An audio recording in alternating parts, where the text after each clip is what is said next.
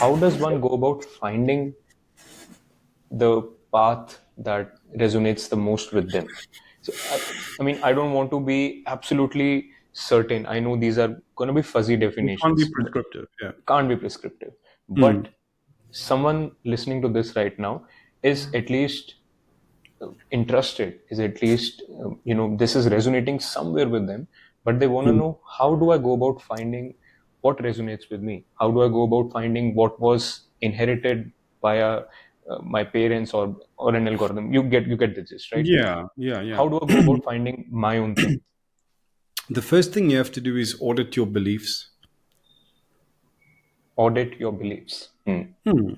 An auditor is somebody who comes in and looks at things, and if people are busy doing a process, they think it's okay, but the auditor will come and say, "Oh, actually, this is where the line of clarity is, and you're kind of doing something that's deviating from that, or you thought it was this, but when we did the actual stock take, it turned out to be that."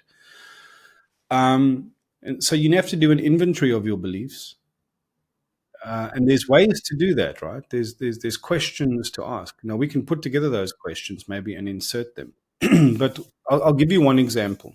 Mm, mm. Um, you simply ask somebody, what did love look like as a child?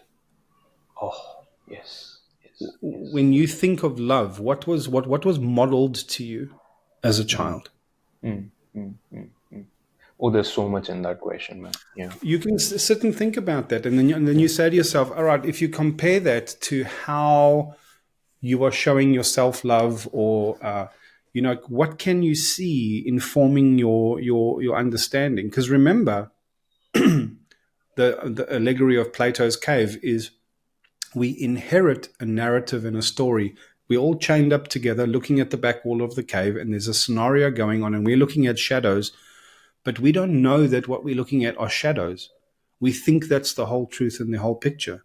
So all you have to do is understand that Plato's cave is a thing, yeah, Mm, mm, and then mm, mm, realize that your models can be imprecise. mm. Yeah.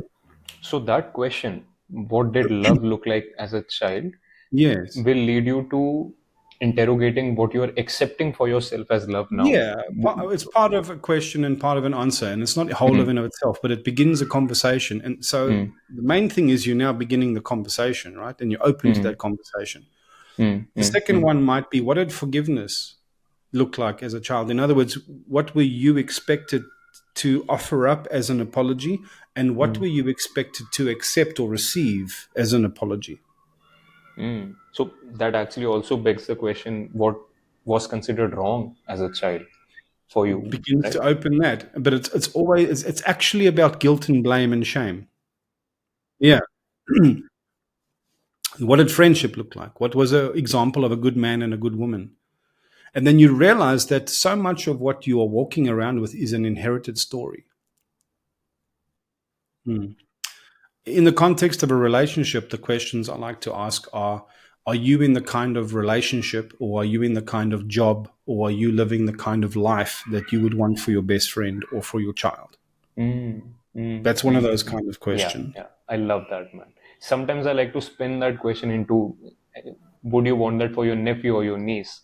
I mean, Correct, correct, a correct. little bit of a Anyone that distance you to, yeah, that you have pure goodwill for. yeah, yeah, yeah, yeah. So it shouldn't just be your best friend, but someone Mm, that you have pure goodwill for. yeah, Are yeah. you making the quality of choices? Are you guiding yourself? Are you living a kind of life? Are you in the kind of job? Are you in the kind of relationship? Are you on the kind of path that you Mm, would mm, want for someone who you mm, cared for enormously?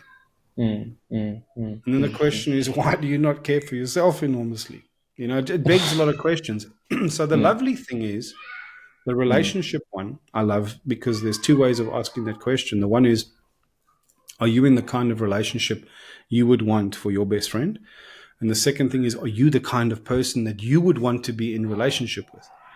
yes, yes, Yeah. 100%, 100%, yes. They're such powerful, clarifying questions, and they knock you off. And there's Yeah, many such questions that you can ask, yeah, right? yeah, In yeah. fact, in the Unlearning Playground, we could easily create a resource and share with people that we can host on your website or mine, Yeah, which are just questions, yeah, beautiful questions. yeah. Yeah. questions that can make or unmake a life. Yeah. Questions that can make or unmake a life. Mm.